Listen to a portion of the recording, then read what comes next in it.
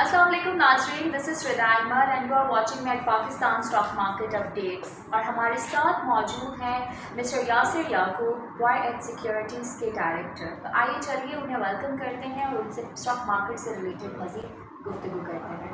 अस्सलाम वालेकुम, कैसे हैं आप? Thank you so much for your time कि आपने इंटरव्यू के लिए टाइम निकाला।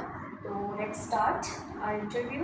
और फर्स्ट क्वेश्चन मैं आपसे पूछना चाहूँगी कि स्टॉक मार्केट में इस वक्त आप टेक्निकल एनालिसिस को ज़्यादा इंपॉर्टेंस देंगे या फंडामेंटल एनालिसिस को? कि दोनों की अपनी अपनी इंपॉर्टेंस है। ऐसा नहीं है कि किसी भी एक चीज़ के बगैर मार्केट चल सकती है। तो दोनों की स्ट्रैटेजी और सिनेरियोज अलग अलग होते हैं। जब आप फंडामेंटल एनालिसिस की बात करती है तो आप ऑलरेडी बात करिए लॉन्ग टर्म इन्वेस्टमेंट के शेयर्स की। लॉन्ग टर्म इन्वेस्टमेंट का मतलब ये होता है कि हम कम से कम 1 साल 2 साल नहीं होता है। जब ये फंडामेंटल एनालिसिस की बात होती है तो फिर उसमें आदमी ये नहीं सोचता कि मार्केट में कल क्या होगा, परसों क्या होगा। उसमें ये सोचता है कि मार्केट में 1 साल के बाद और 2 साल के बाद क्या होगा। जिस कंपनी में मैं इन्वेस्टमेंट कर रहा हूँ on the basis of fundamental analysis या on the basis of research, तो उसके ऊपर जाहिर सी बात है जो मेरा टारगेट होगा वो ऑलरेडी 1 साल 2 साल 3 साल के ऊपर का होगा कि long run exactly. Fundamental analysis research आपकी हमेशा लॉन्ग टर्म में होती है। किसी भी बिजनेस में जब आप शुरुआत करने जाते हैं तो उसकी रिसर्च करते हैं। उसकी रिसर्च करने के बाद जब आप देख लेते हैं कि ये बिजनेस करने लायक है कि नहीं, उसके बाद आप उसका एफर्ट डालते हैं। और फिर जब उसमें इन्वेस्टमेंट करने के बाद भी आप 2-3 साल इंतजार करते हैं कि इसमें से मुझे प्रॉफिट कब होना स्टार्ट होगा। एक लॉन्ग प्रोसेस होता है किसी भी बिजनेस को स्टार्ट करने का, that is fundamental process. Technical analysis अलबत्ता ये होता है कि आपको डेली बेसिस के ऊपर, वीकली बेसिस के ऊपर, मंथली बेसिस के ऊपर, क्वार्टरली बेसिस के ऊपर, सिर्फ on the basis of historical data के पास्ट में इन लेवल्स के ऊपर, इन सिनेरियोज के अंदर क्या क्या हो चुका है उस पर्टिकुलर कंपनी में। तो जो टेक्निकल एनालिसिस होता है, वैसे तो टेक्निकल एनालिस्ट और फंडामेंटल एनालिसिस का दोनों बात, ये दोनों कहते हैं, ये दोनों आपस में मिलकर कहते हैं कि आप दोनों ठीक है। मैं ये कहता हूँ कि दोनों चीज़ें ठीक है, मैं दोनों चीज़ों को डिनाई नहीं कर सकता। फंडामेंटल एनालिसिस की एक अपनी वो है इम्पोर्टेंस है और टेक्निकल एनालिसिस की अपनी इम्पोर्टेंस है। तो टेक्निकल एनालिसिस ये होता है कि अब मैं ये सोच रहा हूँ कि कल मार्केट में क्या हो सकता है।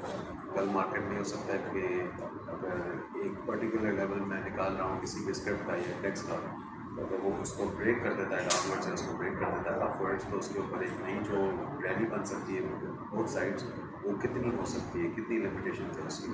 तो ये आपका जो काम है सारा डेली वीकली मंथली बेसिस का होता है। यानी क्विक डिसीजन वाली चीज़ क्विक डिसीजन वाली भी चीज़ें होती हैं और जाहिर सी बात है पूरी स्ट्रैटेजी होती है कि जब कोई टेक्निकल एनालिस्ट आपको कॉल देता है तो आपको हमेशा ये बताएगा कि बाइंग यहाँ पर करना है, प्रॉफिट टेकिंग यहाँ पर करनी है और स्टॉप लॉस ये होना चाहिए।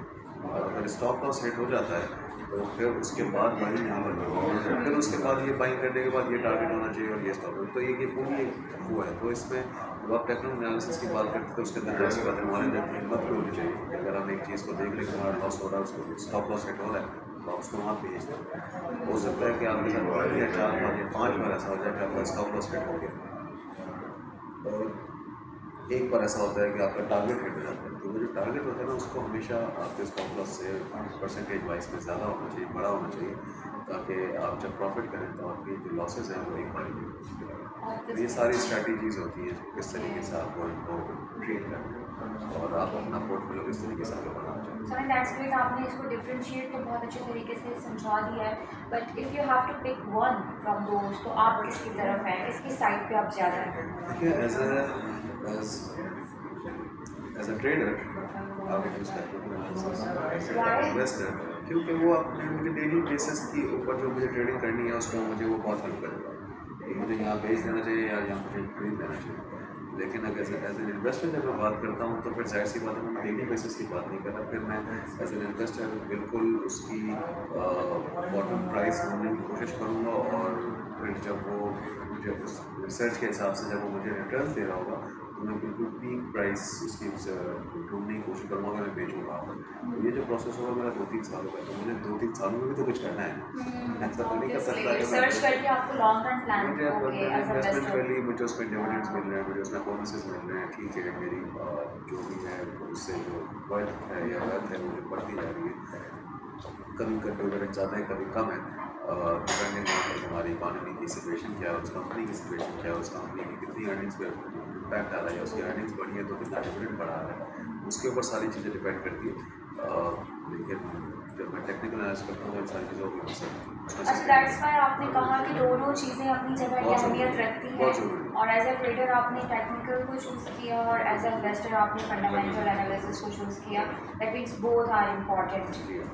और दूसरी बात यह है कि जब आप ये दोनों चीज़ों को साथ लेके चलते हैं और मुल्क के पॉलिटिकल हालात को साथ लेके चलते हैं, इकॉनमी के हालात को साथ लेके चलते हैं, तो मेरा नहीं ख्याल कि ये सारी चीज़ें करने के बाद आप कोई गलत डिसीजन नहीं, बहुत आपके लॉस के चांसेस मिनिमाइज हो जाते हैं। अच्छा, तो अगर आज की तारीख को ये कहता है कि हमने बहुत नुकसान किया है स्टॉक मार्केट में, 100% उसने लेवरेज पे ट्रेडिंग की है या उसने सिर्फ ट्रेडिंग की है, वरना इसके अलावा ऐसा कोई मैं नहीं समझता कि कोई ऐसी बात है कि स्टॉक मार्केट में किसी के पैसे जीरो हो जाए। तो इसका रीज़न क्या है यासर? ये रिसर्च वीक है? आई मीन अगर किसी ने लॉस किया है तो what's the reason behind this? अगर आप 5 लाख रुपए के अकाउंट की आपने इन्वेस्टमेंट है, उसको 15 लाख रुपए का काम कर रहे हैं, इसका मतलब ये है कि आपके पास अब हारने की जगह सिर्फ 30% है। जो 15 लाख का 30% होता है 4.5 लाख रुपये, इसका मतलब जितने पैसा आप लेके आए वो तो जीरो है। तो अगर मैं या तो फिर उतना ही काम करूँ जितने पास पैसे हैं, जब मेरे पास इतने पैसे हैं मैं उतना ही काम करूँगा तो मैं कभी भी अपना पैसा जीरो नहीं कर सकता, मैं कोई भी शेयर कभी जीरो नहीं होता। ये सोचने की बात है, ये बस बात ये सोचता है।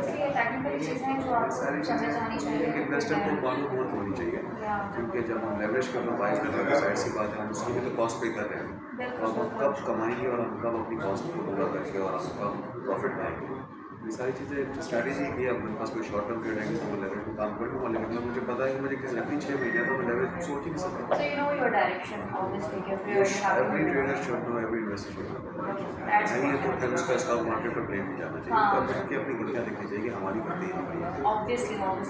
अच्छा, नेक्स्ट मैं आपसे पूछना चाहूँगी कि अगर टेक्निकली एनालिसिस की कॉल्स आती हैं, लाइक वोलेटाइल कॉल्स आती हैं, तो मार्केट से लाइक इसके क्या इन्वेस्टर का क्या सिनेरियो, किस तरह की स्ट्रेटजी है कि उनको अपनानी चाहिए, किस तरह की स्ट्रेटजी इन्वेस्टर को अपनानी चाहिए?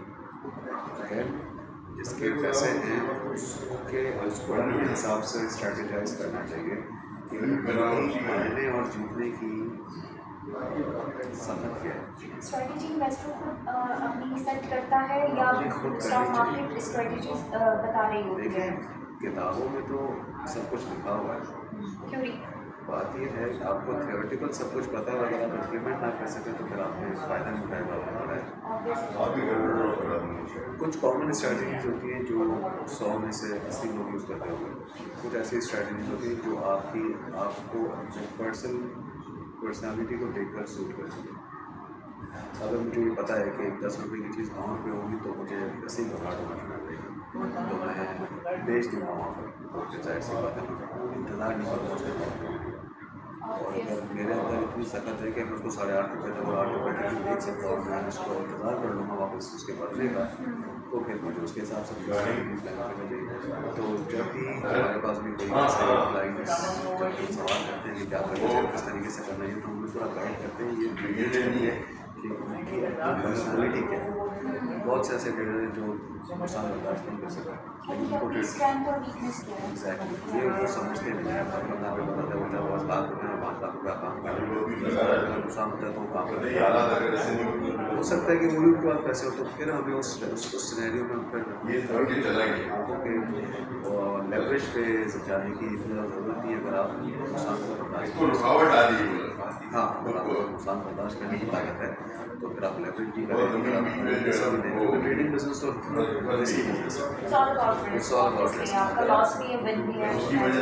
आप इन्वेस्टमेंट की बात करती है तो फिर आपका रिस्क मिनिमाइज हो जाता है, लेकिन आपकी जो रिटर्न है वो फिर लॉन्ग पीरियड में आती है, तो फिर आपको डेली बेसिस पे नहीं मिलेगा। एक मार्केट का जो कैप है वो 7.5% अप एंड डाउन है। इसका मतलब ये है कि आपके पास एक दिन में 7.5% या बनाने की ताकत है या आपको हारने की ताकत है।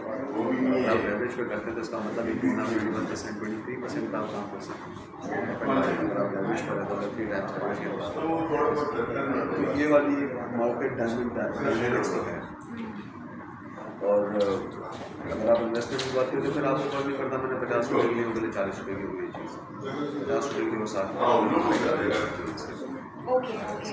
अच्छा, नेक्स्ट मैं आपसे पूछना चाहूँगी कि अभी हम जैसे न्यूज़ में ये जो सुनते आ रहे हैं कि पाकिस्तान जो है वो 80% डिफ़ॉल्ट कंडीशन में जा चुका है, जो कि ऑब्वियसली हम और जगहों से सुनते हैं तो इट्स 100% जा चुका है। तो इस बारे में आप क्या कहते हैं और इसका क्या मोमेंटम होगा और कितनी जो है वो इसमें नेगेटिव जा सकती है मार्केट?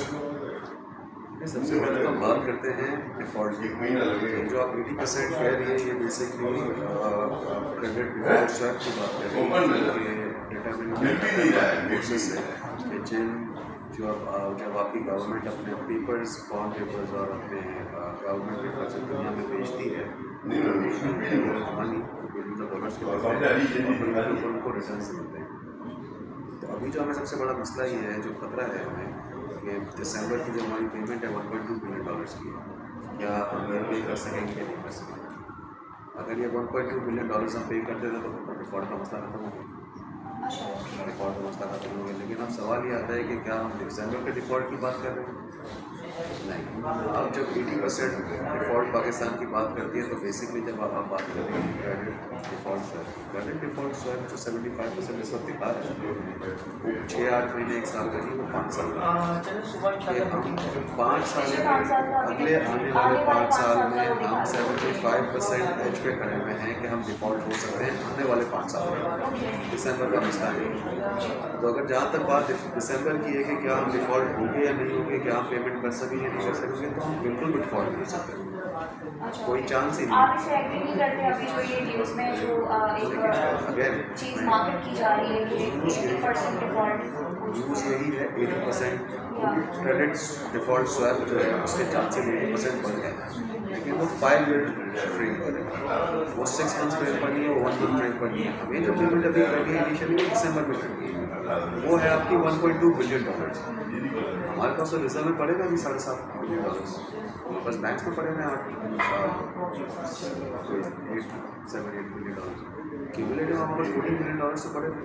तो ये अभी तो सवाल ही पैदा नहीं होता डिफ़ॉल्ट में। अच्छा, ओके।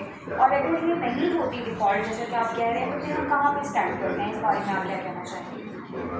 फिर हम ये देखते हैं कि जब हम 5 ईयर टाइम फ्रेम की बात कर रहे हैं तो फिर हमारी नेक्स्ट पेमेंट कब है? नेक्स्ट पेमेंट हमारी है अप्रैल 2024। क्या हम तब पेमेंट कर सकेंगे? मुझे ऐसा लगता है दिसंबर में डिफ़ॉल्ट नहीं हो रहा, लेकिन 2024 में डिफ़ॉल्ट हो सकता है अप्रैल की पेमेंट। अब डिपेंड ये करता है कि इस दिसंबर की पेमेंट हो जाने के बाद, जो कि मुझे 100% कह सकता हूँ कि ये पेमेंट आपको 100% श्योर है आप इस बारे 100% में? होगी, क्योंकि इतने तो हमारे पास रिजर्व पड़ेगा। ओके, बिल्कुल। देखिए प्रेशर ज़रूर आएगा पेमेंट करने के बाद कि अगर हमें कहीं बाहर से पैसे नहीं आते या IMF हमें ट्रांस नहीं देता है अभी फिलहाल वक्ती तौर पे, आगे तो उन्होंने भी दे देंगे, रिव्यू नवंबर में होने वाला अभी वक्त उनकी कुछ पॉलिसीज के तहत होल्ड हुआ है पॉलिसीज मामला। के लिए वो जो इनका जो रिव्यू था नवंबर के लास्ट वीक में होने वाला था, उन्होंने बस शायद लगा दी है कि आपको 800 अरब रुपये के नए टैक्सेस लगा देंगे। हाँ, new taxes, new interest rate.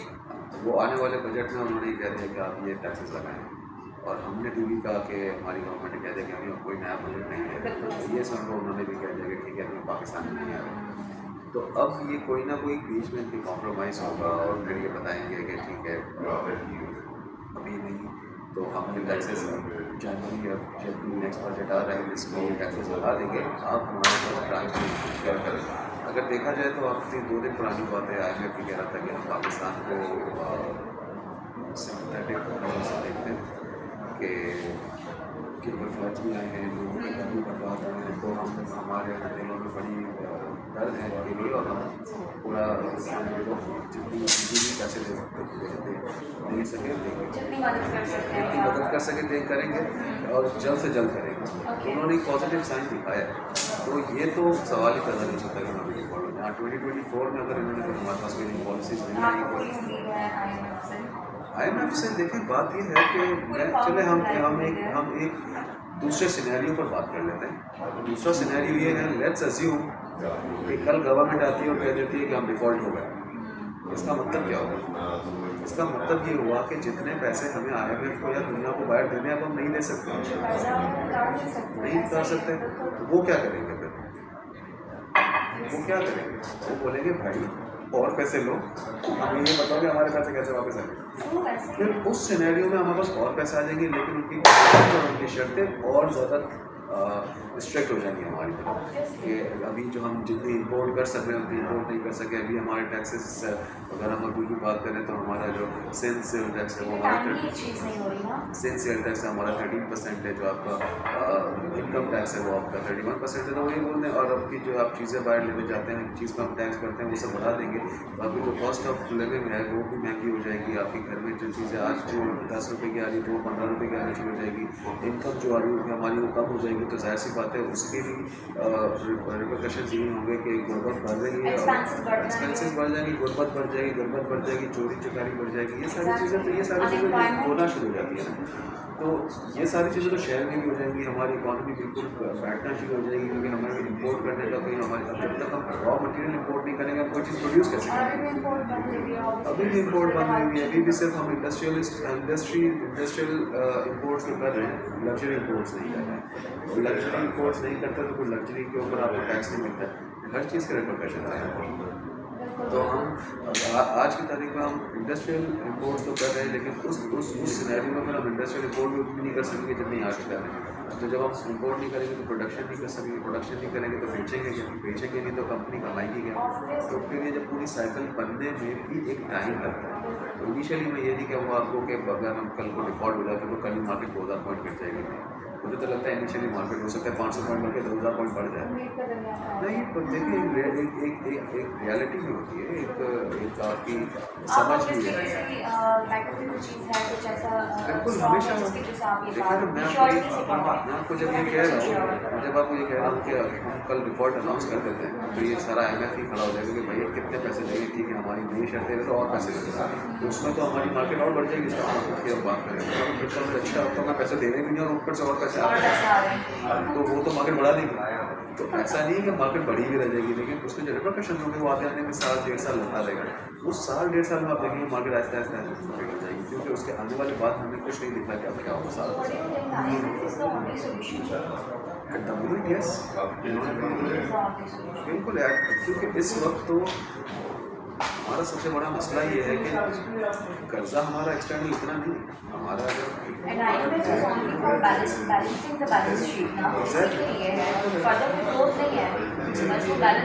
Balance करने के लिए भी तो हमें नुकसान उठाना पड़ रहा है।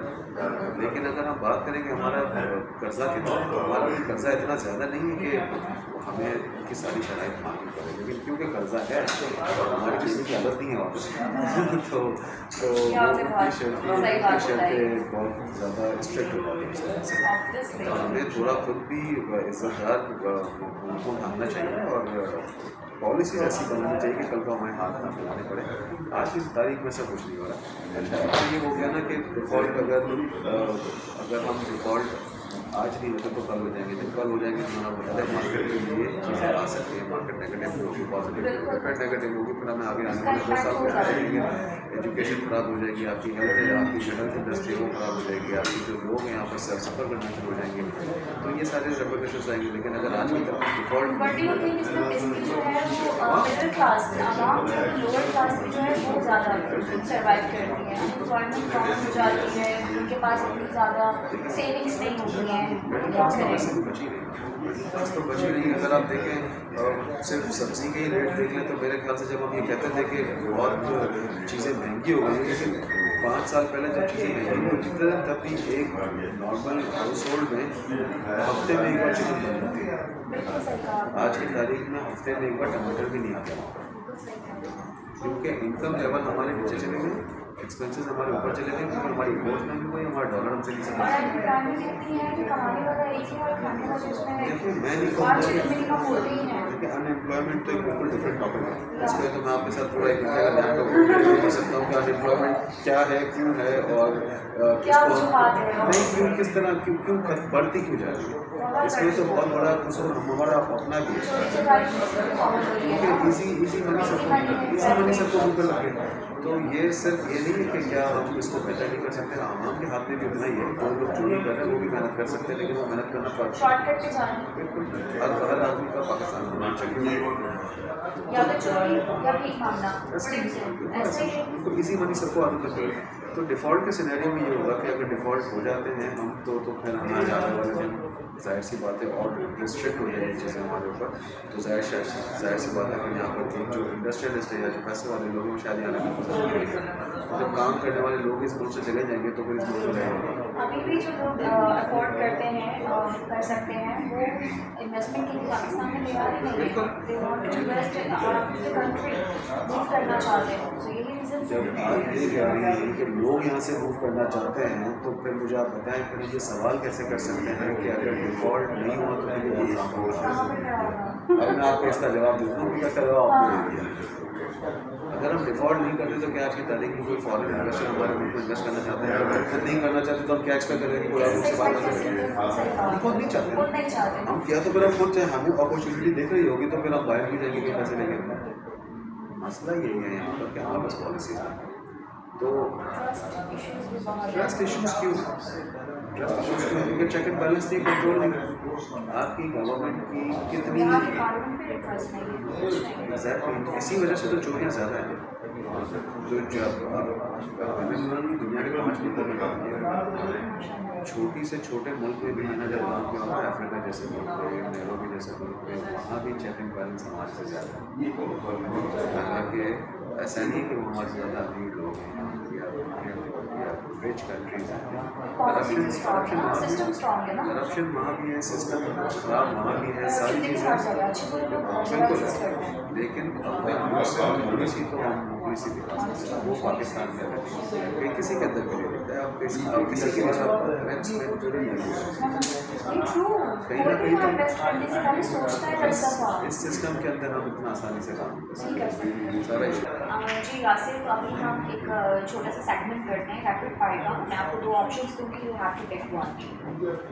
सीमेंट सेक्टर और textile sector. Cement sector. Why?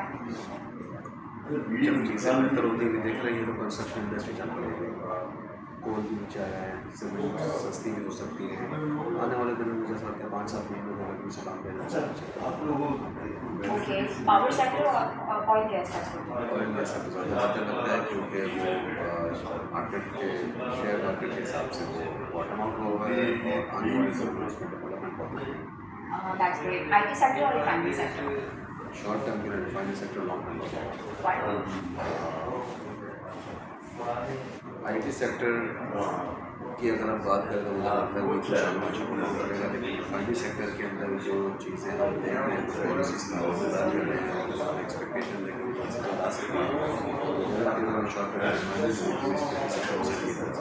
चलिए, दैट्स ग्रेट यासिर, बहुत ही ज़बरदस्त गुफ्तगू रही आपके साथ। Thank you so much for your time and I hope आपने भी इस इंटरव्यू को बहुत इन्जॉय किया होगा। Thank you so much. जी नाज़रीन, हमारे साथ YL सिक्योरिटीज़ के डायरेक्टर मिस्टर यासिर याकूब मौजूद थे और बहुत ही ज़बरदस्त गुफ्तगू रही उनसे स्टॉक मार्केट से रिलेटेड। आई होप आपने भी इस इंटरव्यू को बहुत इन्जॉय किया होगा। इंशाल्लाह फिर हमसे होगी मुलाकात, तब तक के लिए बहुत ख्याल और मुझे दीजिए इजाज़त। अल्लाह हाफ़िज़।